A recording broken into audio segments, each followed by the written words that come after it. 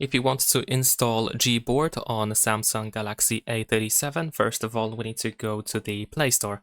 Over here in Play Store, we should be able to go to search at the bottom of the screen. Then we can use the search field at the top. And then in here, we should be able to type Gboard or Google Keyboard. And of course, this is the app that we are looking for. Now, if you install it, you should have the setup, which is pretty straightforward. Of course, after you open the app.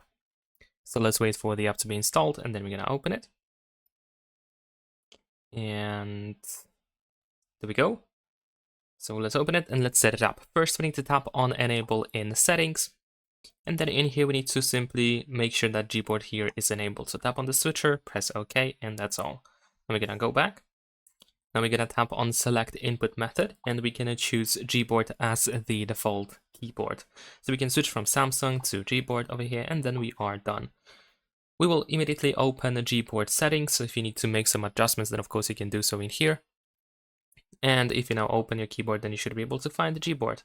And that's pretty much it. Leave a like and subscribe.